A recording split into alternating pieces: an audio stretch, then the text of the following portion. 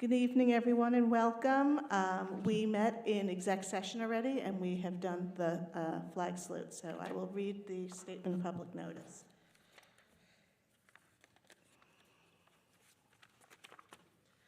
This is a regular meeting of the Board of Education of Berners Township. Notice of the time and place of this meeting was provided, and copies of that resolution were forwarded to the official newspapers as designated by the Board of Education and the Township Clerk, and a copy of the notice was posted on the bulletin board of the Board of Education.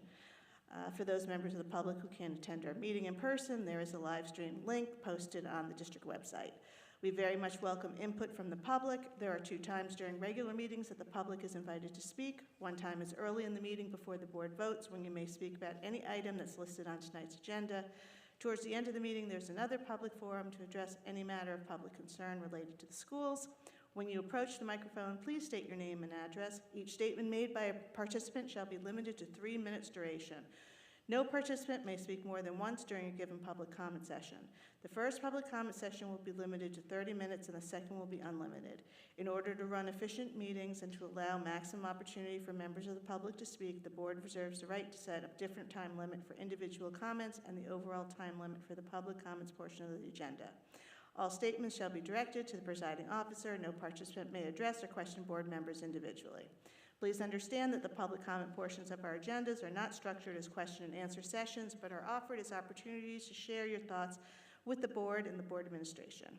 We'll respond to public comments to the extent possible. Any board responses to public comments will generally be addressed during board forum or committee reports. However, all comments are considered and will be investigated and addressed as appropriate. Please be courteous and mindful of the rights of others when speaking. Comments may not be abusive, obscene, threatening, or irrelevant. Please understand that students and employees have specific legal and privacy protections. The board is not permitted to respond in public to comments about students and employees. Please also understand that the board will not be responsible for the content of comments made by members of the public. Members of the public are cautioned that they are speaking at their own risk, and any personally directed statements they make may subject them to legal liability to the affected individuals. If it's necessary for the board to go into executive session at the end of the meeting, we'll provide an estimated length of time for the session and whether any action is anticipated to be taken upon returning to public. And with that, we are up to the student rep report. Hi everyone, thank you so much for joining us on a busy Monday. Today I'll be updating the Board of Education on recent changes made at Ridge High School. First, the Ridge High School administration has clarified guidelines and rules in utilizing artificial intelligence within our academic curriculum. These guidelines have applied to both students and teachers.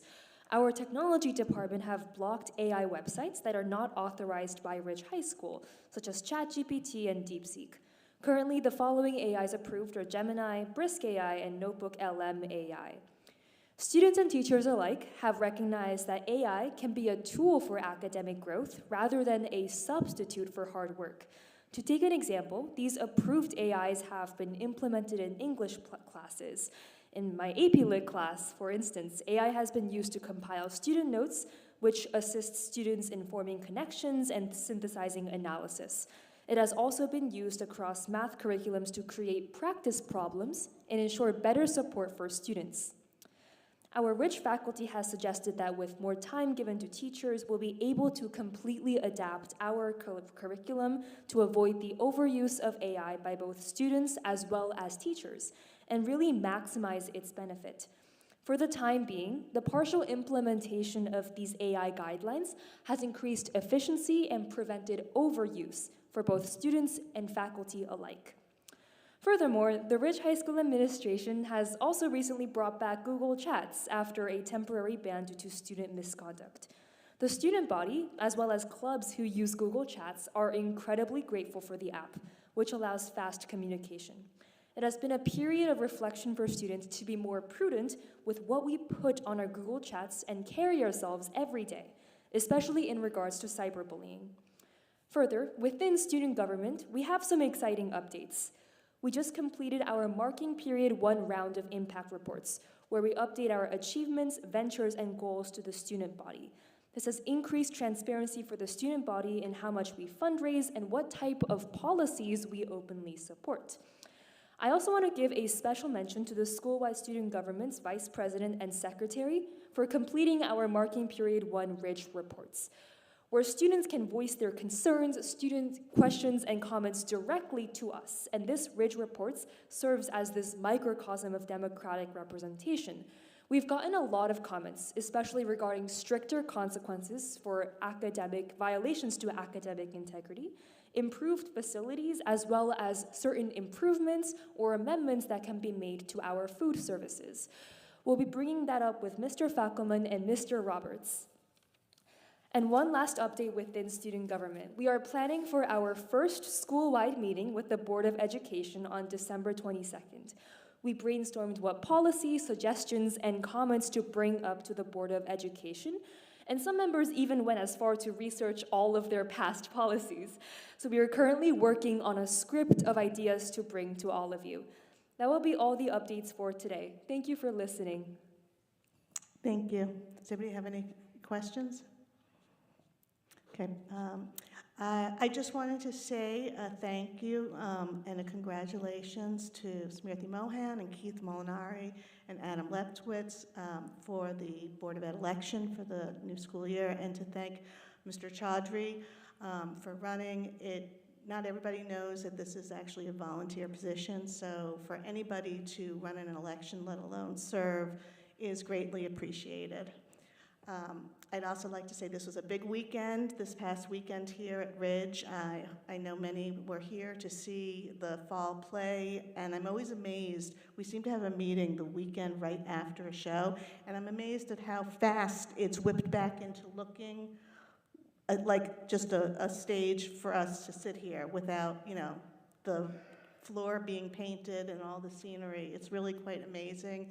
And all the students and the staff who are involved are really to be commended for what they're able to put on.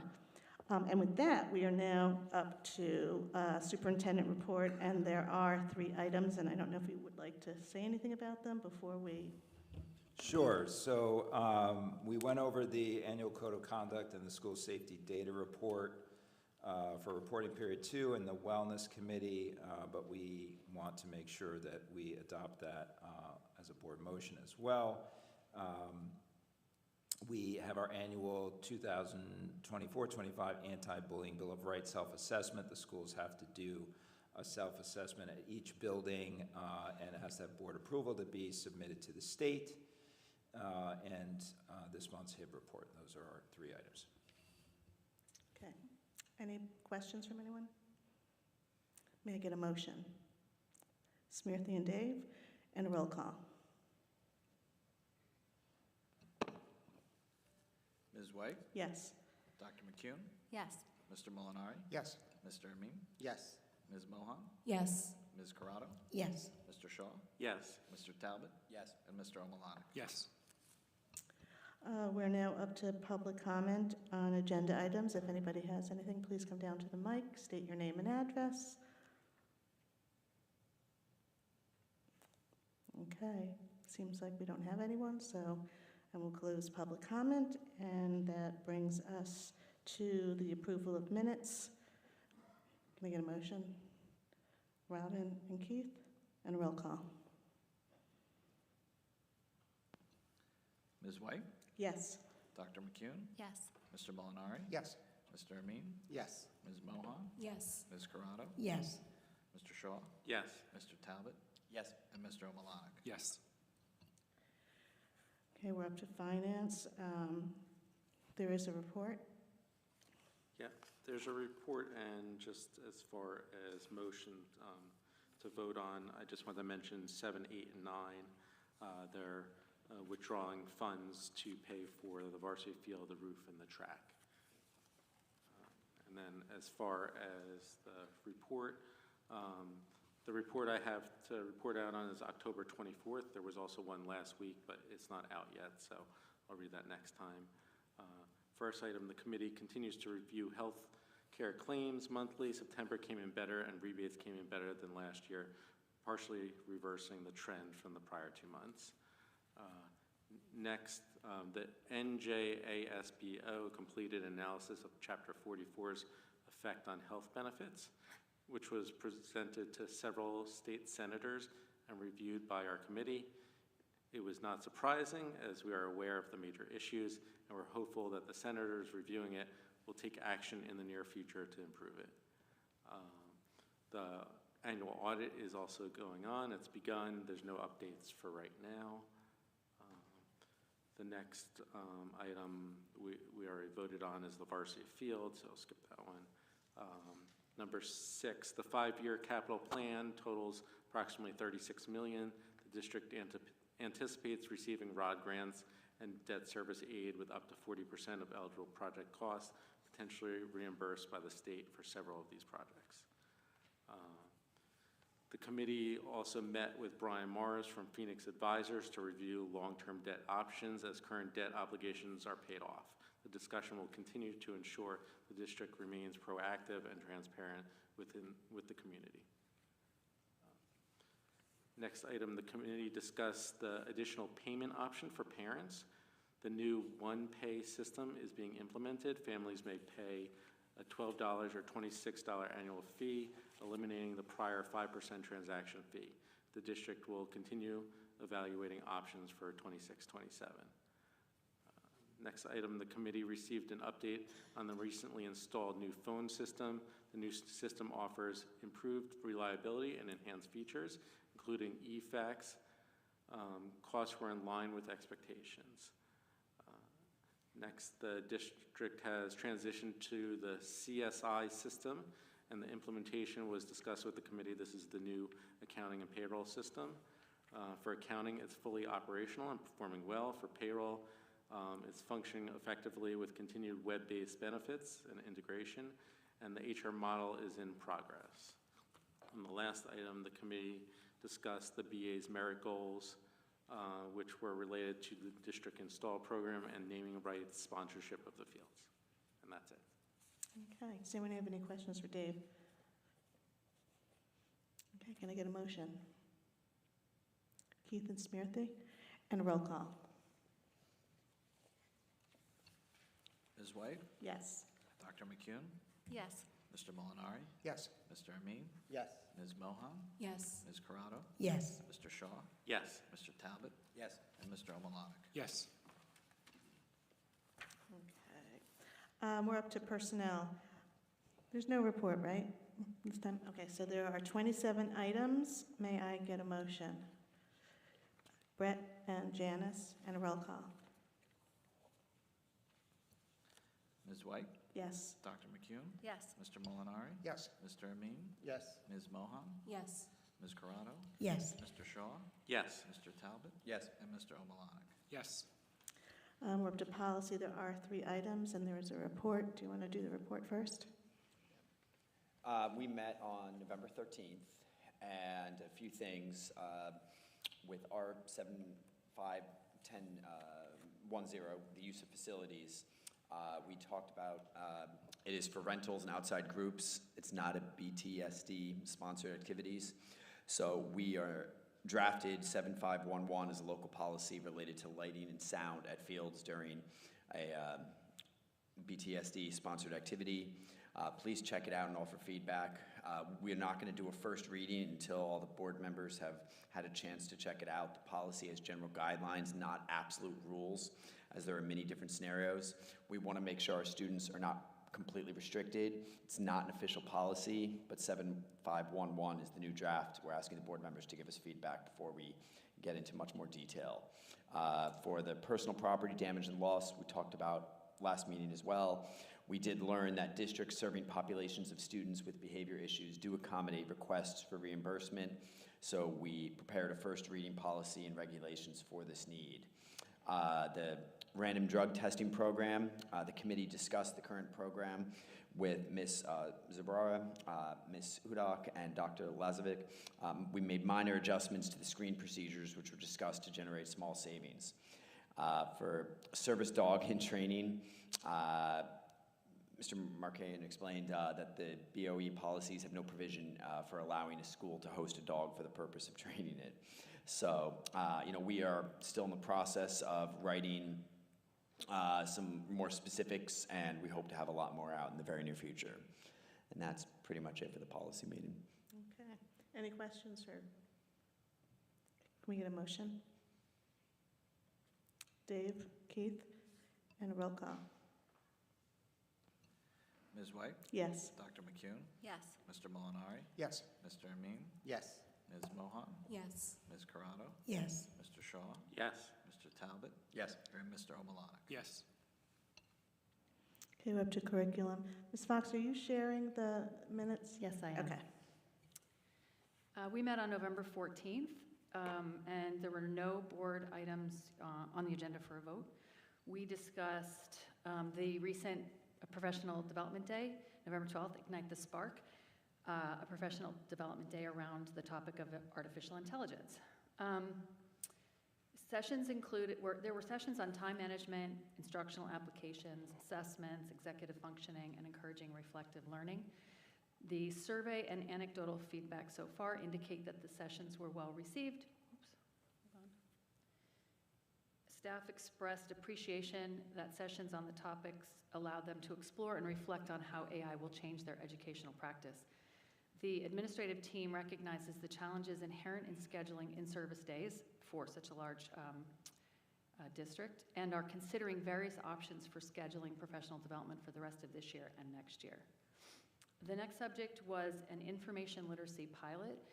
One of our district media specialists is considering participation in the New Jersey State Library Association pilot, which is developing learning activities supporting implementation of the information literacy standards. PSAT and field testing administration review. So on October 22nd, we administered the PSAT for the first time during the school day at Ridge. The goal was to enable more students to take the test than would be able to do so on a Saturday morning administration, as has been previous practice. So we reviewed the numbers of students who've taken the PSAT over the last few years, and this year, in grade 10, 258 or 67.7% of sophomores participated in the PSAT, and 206 or 56.4% of juniors participated in testing. The students scored very well compared with state and national averages, and so both of the attendance numbers and the scores were reviewed and are linked to the agenda. Dr. Lazovic and the supervisors shared their thoughts from the building and instructional perspectives about the administration of the PSAT during the school day.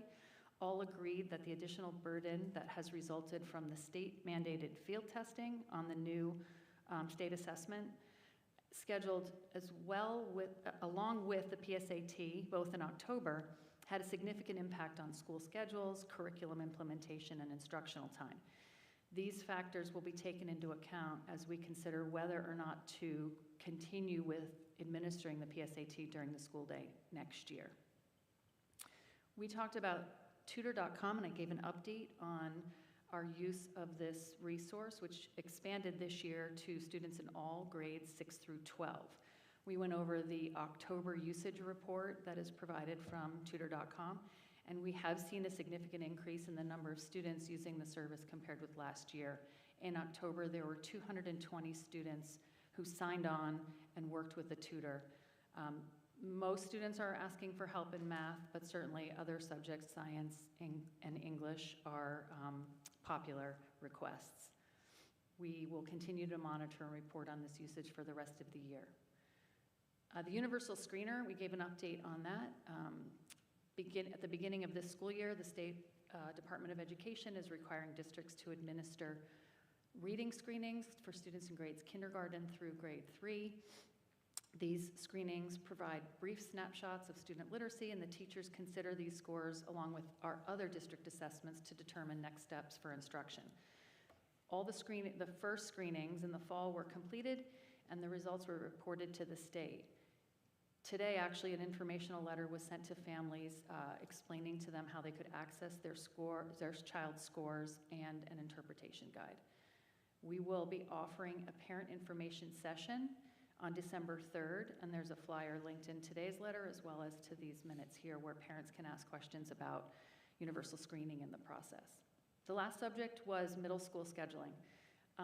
We will work again with Velez Consulting, which has previously worked with us over the last couple of years on the elementary scheduling process, and this time we will evaluate our current scheduling process, examine scheduling priorities, and consider whether or not an alternative middle school schedule would better meet our needs. Several years ago, Mrs. Hudock and her team visited several other middle schools using a variety of other scheduling options. So we will revisit those options and others during this project. This project will be funded through the Title IV grant. We will meet next on Friday, December 5th. Does anyone have a question from spots? Dave? Not a question, just a comment. So I think it was the first thing you mentioned about the professional development for the teachers, the AI. I just was really impressed with what the district did. They had some really great topics.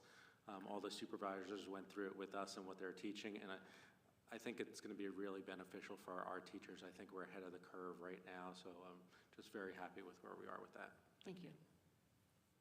Anyone else? Okay, we're up to wellness. Want to read the report? Yes, the committee met on October 30th, and as Mr. Markarian had mentioned, we discussed the Code of Conduct and School Safety Data Reports for 24-25. As required by the state, school safety data reports are provided by the district twice a year, in the fall, reflecting data from January 2nd through June 30th, and in the spring, reflecting data from July 1st through December 31st. The Code of Conduct report is presented annually and covers the entire previous school year.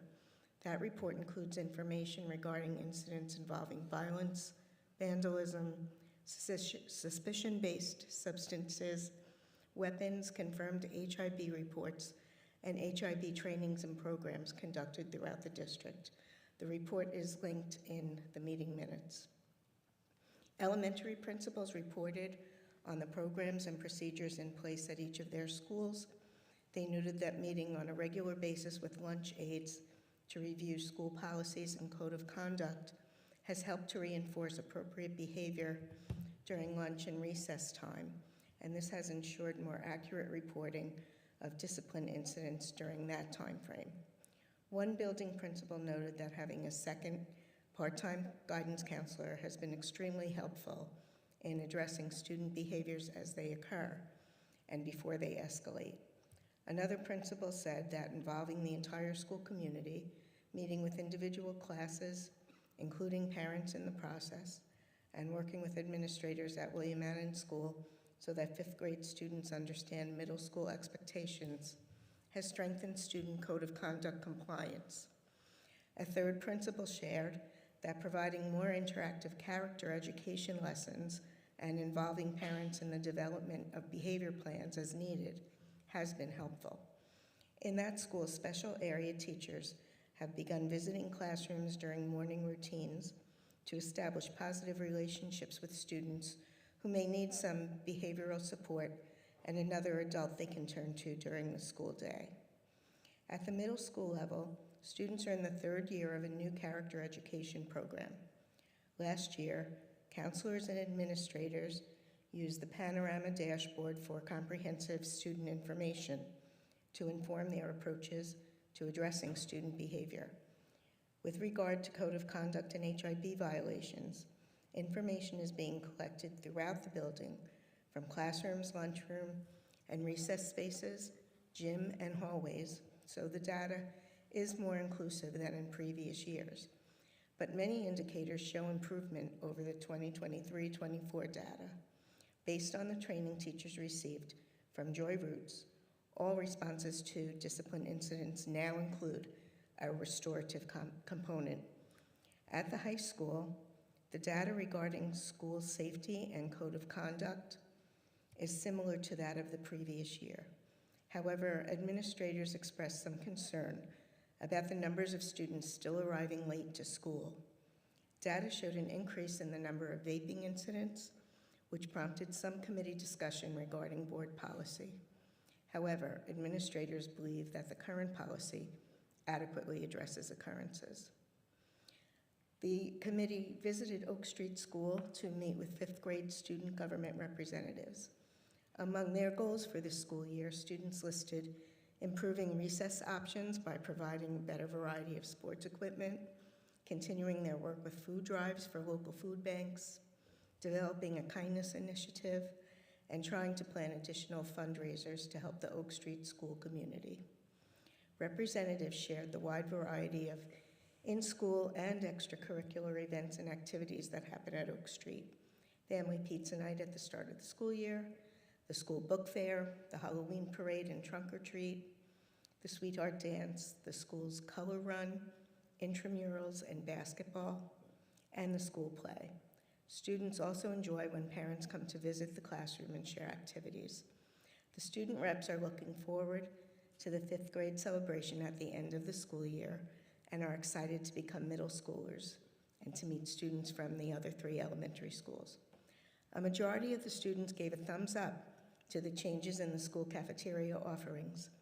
The district's new service provider, Mascios, surveyed middle and high school students and elementary school parents to get feedback on the menu offerings and to solicit suggestions. The survey was administered in late October, and responses are being gathered and considered. The Wellness Committee met this past Thursday, and I'll report out in December on that. Thank you. And I just want to say, one of the best parts about being on the board is when we actually get to meet with the students, and it's just so fun to sit and listen to 5th graders talk about what goes on at their school. And we've now been to 2 schools, and we're going to do the rest of the elementary schools later in the year. And as was mentioned, we're going to be meeting with the Ridge students in December. So thank you for reporting on that. Did anybody have any other questions for Janice? Okay. There's no report, correct, for facilities and ops? Okay, so you'll report out next meeting. So that brings us up to liaison. Are there some liaison reports? Janice? The CPAC committee met on Wednesday, October 29th, and they discussed 4 main agenda items. One was the CPAC parent survey. CPAC conducts a parent caregiver survey at the end of each school year for families who have IEPs, 504 plans, and those seeking services. And feedback from that survey helps PEC to identify goals for this year. There were 3 goals identified. One was cultivating more inclusive environments across all buildings. A second was strengthening transition plans for students ages 14 and older. And the third was encouraging effective communication between families and schools. As far as inclusion, CPAC is developing an inclusion playbook with low-cost and no-cost actions and mixed effort practices to improve inclusive experiences across all buildings. Special services staff were supportive of the idea and noted that current practices vary by building and by student needs, but that the goal remains gradual integration with aid support. With regard to college tuition planning for students with special needs, families with classified students at Ridge are encouraged to attend the April Transition Fair, as well as the Fall College Fair, where more resources will be requested to ensure that college representatives have information regarding campus accommodations and special programs. Further discussions will take place as CPAC works with the district to assist families in understanding requirements and post-graduation options. The third point was with regard to communication, and CPAC continues to collaborate with the district on a variety of communication strategies for weekly classroom updates, Friday folder topics, building program-based contact sheets for classified students, and sharing existing resources, such as the District Intervention and Referral Services online guide. The next CPAC meeting is scheduled for Wednesday, January 21st. Thank you. And with that, we are up to public comment on non-agenda items. Please come down and state your name and address at the microphone.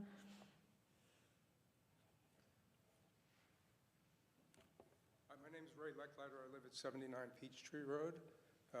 We've had a few discussions to date. I'm here to ask two things out of this meeting, I guess. I heard the comments that were made earlier with regard to the field use policy progress, and it's largely disturbing. If I understood the comments correctly, there's a plan to go towards a guideline that would accommodate students. We have a long history, or I have a 10 or 15-year history of noise complaints at Varsity Field primarily, as well as the use of the other fields. I met recently with the superintendent, and he told me he has no recourse to do anything until the board adopts a policy, not a guideline. So I ask you to reconsider this and take a close look at a policy that has teeth in it that we can both agree on as a reasonable measure that can be measurable and enforceable. In addition to that, I'd like to just get some understanding of the construction plan. We live right next to the field, and I understand that the construction is going to be starting shortly, so I would appreciate some kind of feedback to the community on planned hours of operation, days of operation, duration. We've had no other information, and I suspect that it's going to be somewhat disruptive for us. Thank you. Thank you.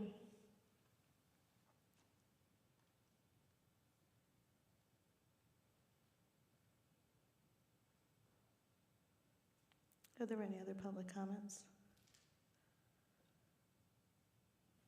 Okay, with that, I will close public comment. Okay, thank you, Mr. Lecklider. So a couple things. I think when we spoke, I suggested that a policy might be helpful, not that I can't do anything without one. So what Mr. Talbot was just reporting out on was a draft of a policy that's not ready for public review yet. We haven't gotten a first reading yet, but we did draft a policy. I think the number was 7511, and it is a board policy specifically. It's not just guidelines for the staff. It's actually a board policy that would be codified ultimately if the board approves it. So just asking board members to take a look at the policy committee minutes and give us feedback on that draft, and then we'll keep working on it until it's ready for first reading. With respect to construction at the Varsity Complex, I anticipate either 7 to 3 or 8 to 4, I think was the typical schedule that the workers had cited. I'm not sure which it's going to be yet, but those were the two shifts that they talked about using. As far as when they would start, probably looking around mid-December. We need to, start by getting the area safed off, if you will.